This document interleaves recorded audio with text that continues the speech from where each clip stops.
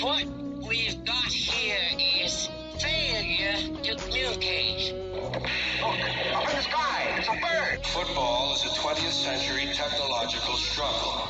I've eaten a river of liver and an ocean of fish.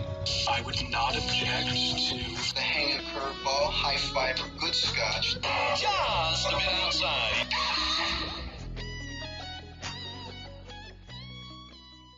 Hello everyone, I'm Kevin Benjamin. This is Benj Watching. Thanks for tuning in. Got a really special one for you today as we preview Week 1 of the NFL season.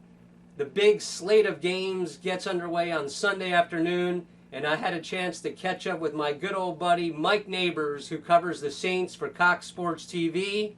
Check it out. Are you psyched for the season or what? I really am. I think most football fans, Benj, this is the most anticipated NFL season of our lifetimes for many reasons. I mean, the biggest, obviously, is the pandemic. And frankly, we didn't know if we'd have a football season or not. And if we did, we weren't sure if it was going to be on time or not. I thought originally when this all happened that maybe they should push training camp. Maybe they should start the season in October. But then when everything spiked in July, it didn't matter if you're going to move it a month. It's still going to be around. So the fact that, we just watched the opener with the Chiefs and the Texans and everything was smooth, I think we're all looking forward to football now. It's really bad that the fans can't be there, especially here in Tampa Bay, and we'll get into that. But, just the fact that we're having football, and I get it, there are more important things in the world than football, but this is going to help people relax and enjoy life and bring back some normalcy.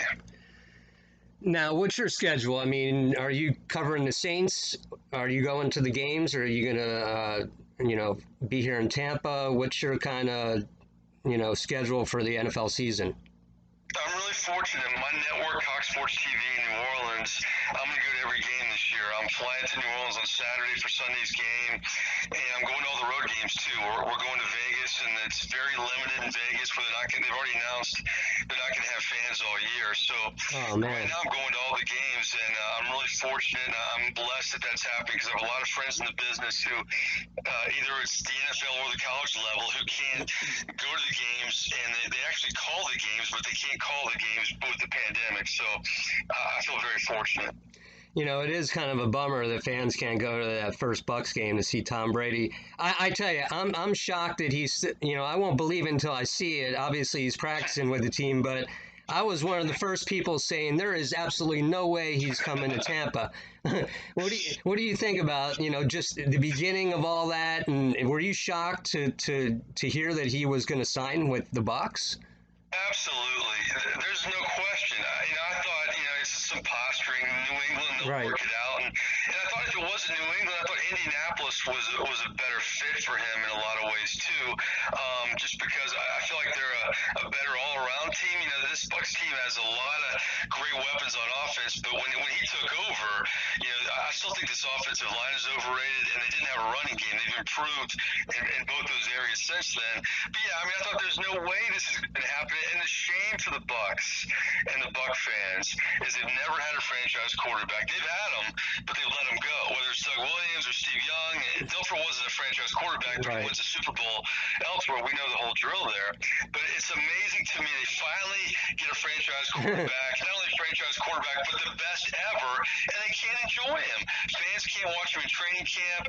They can't watch him in person so far anyway, and the Bucs franchise can't sell the season tickets and everything. So, it's really a mixed bag because you can't enjoy him, but at least you're going to get to watch him on TV. But I'm like you, it's going to be really strange to see him play for the Bucs, but good for the Bucs. Yeah, I'm psyched. Any word about, once they do let fans in, and I know it's per stadium, per city, per state or whatever, but which fans would be allowed in? The season ticket holders for the longest, you think?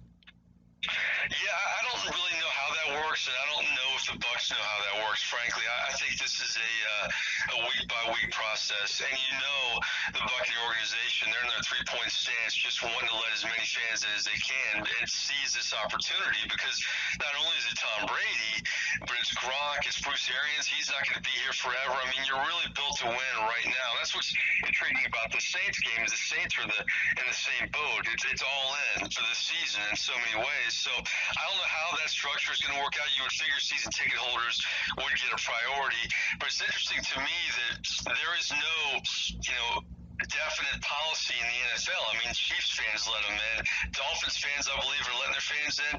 But there's just select franchise. It's not like the NFL and Roger Goodell saying, hey, this is the way it's going to be for a while. It's really team by team. I think it's interesting. And trust me, I've been the biggest Roger Goodell basher in so many ways, the way he's handled suspensions and Bounty Gate, and frankly, the way he treated Tom Brady. All of this stuff I didn't agree with. But I give the NFL a ton of credit, Benj, because I think they've done a great job of just maintaining normalcy, business as usual, whether it's free agency, whether it's the draft, releasing their schedule, announcing we're not going to have OTAs or mini camp, but training camp's going to start here. Everything they've said no preseason. The pandemic has gone online. Yeah, no preseason. They waited and then they made the announcement. But everything they have said, they've delivered, and they maintain we're going to start the season on time. And here we are. So, I'll be a critic of Roger Goodell in so many ways, but I'll praise the NFL, and Goodell for maintaining normalcy in these crazy times. You got to hand the NHL and the NBA some credit for the bubble concept, because I honestly thought that, you'd have one of the younger players ruin it for everybody by inviting somebody into their hotel. But I guess you don't want to be the guy that ruins it for everybody. I mean, you don't want to be the Buck who gets COVID and, passes it on to Tom Brady, that's for sure. Yeah, and here's the thing. When the Marlins had their issues and the Phillies had their issues in Major League Baseball, I thought, oh my gosh, this is just not going to work. But as we've seen, we've adapted, and you got to give the NBA a ton of credit with the bubble. That was such a great idea, and it's worked so well. And right now, I mean, all the sports are happening.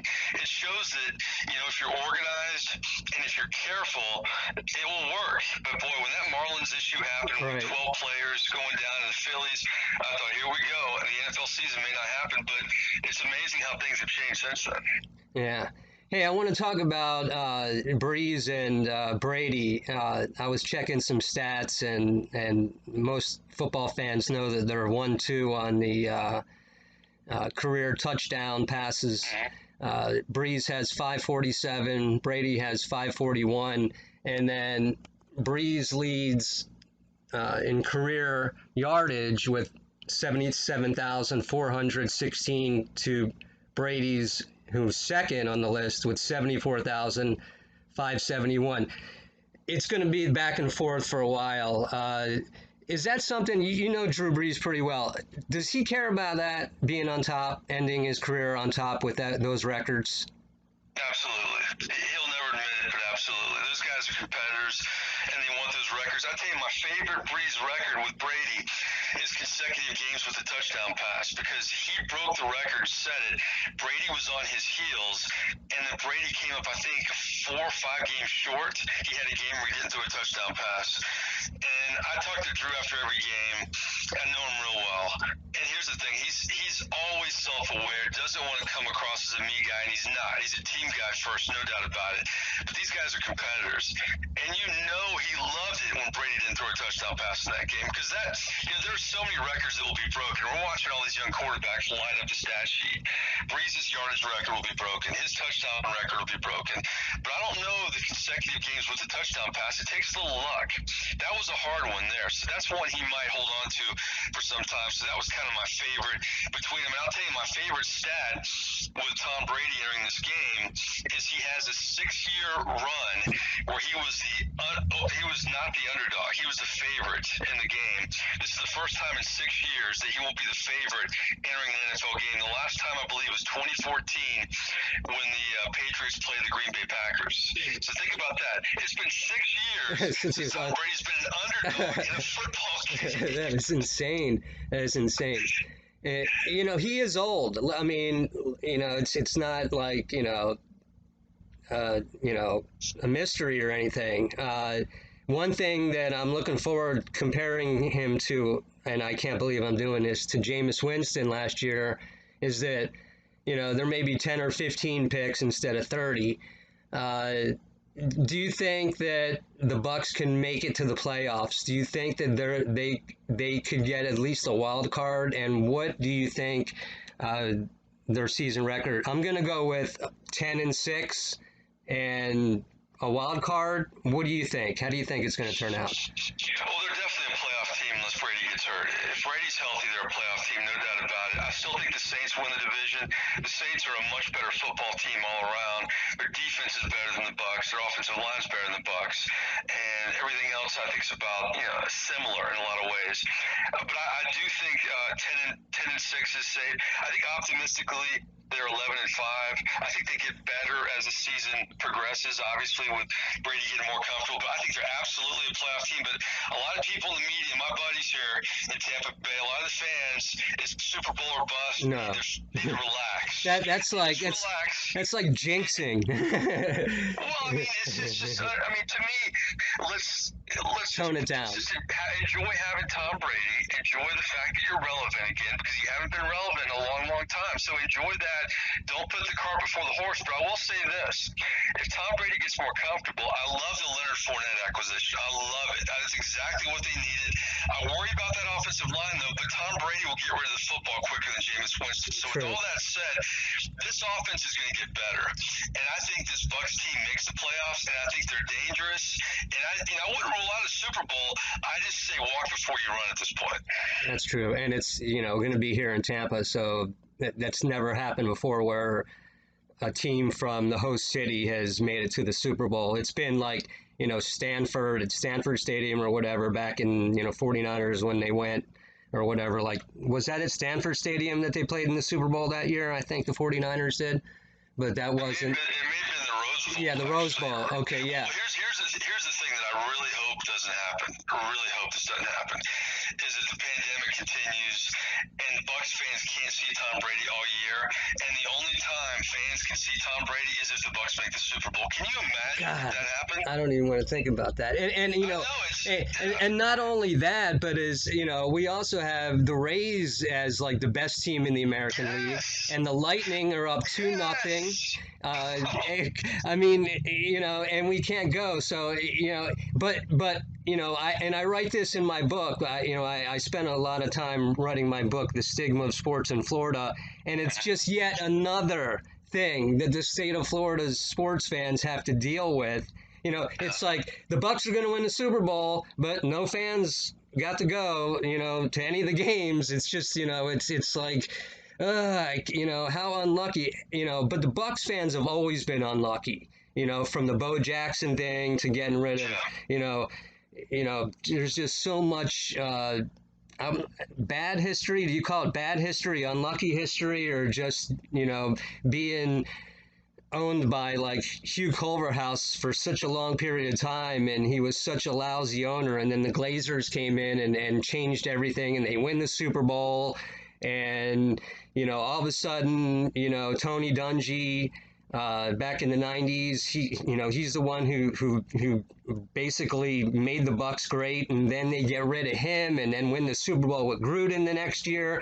I mean, and then everybody's like, oh my God, Tony Dungy, he needs to win a Super Bowl, and then he won one with Indy, and then, so it's like one thing after another with us Bucs fans and basically fans of sports in Tampa Bay, the pro sports teams. What do you think? Yeah, I don't know if it's unlucky. I think it was just ineptitude. I think the Bucs franchise shows you that if you have bad owners and bad coaches and bad GMs, what happens. It also shows you if you have good owners and good GMs and good coaches, what happens. I mean, I went to the 1979 NFC Championship Game with my grandfather and my father and my uncle. My grandfather was a season ticket holder in 1976. I grew up in Titusville, Florida, like a lot of us old guys who grew up in Florida when there were no pro teams. And you had the Dolphins, and that was it. Yeah. When they got the Bucs, you're thinking, oh, that's going to be my team now. Bucs were just terrible for 2 years, but then they make the NFC Championship Game because I think John McCain was a pretty good coach. He just didn't have any players. I mean, they were awful. They were terrible, and Culverhouse was an awful owner. But then when you get rid of Culverhouse and you bring in a Rich McKay, you bring in a Tony Dungy, you bring in a Glazer ownership who spends money, you see what happens. You see it with the Rays, with the Moley. They get rid of the Moley, And people rip Stu Sternberg. I don't get it. He's one of the best owners in sports. He is. And I don't understand anybody that rips him. You know what? You should be thankful that he turned the Rays around, and you should understand the fact that nobody goes to those games, why he would want to mix things up a little bit. So good ownership, good coaching, good general managing always wins. But if you have the latter and it's all bad, you have the Bucs in the 80s. That's what happened. Yeah, that was brutal covering those in the late 80s. Yeah, I covered the 88, 89, and 90 Bucs for in college, and man, it was like I remember when Vinny broke the record for most picks, and somebody asked him in the locker room, "How does he feel about being in the record books?" And he was like, "Well, at least I'm in the record books," And but hey, I appreciate you taking the time. Who's your pick for Sunday, Bucs or Saints?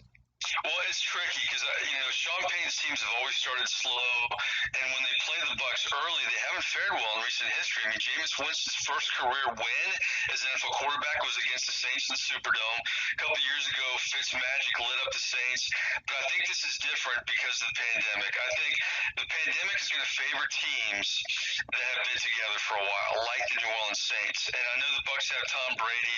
I know there's going to be no crowd noise, but I think the Saints win this game. I think they start off really fast, but then I think Brady rallies them. I think the score is going to be 34-31. I think it's close in the end, but I think the Saints win. So the stadium itself is not pumping through the fan audio? It will, man, but it won't be the same. It won't be the same as the Houdats and everything. And I think that's going to benefit Tom Brady. He said it the whole preseason that he hasn't learned a new offense in 19 years. And I don't care how long you've been around. I mean, Peyton Manning had to restructure things in Denver.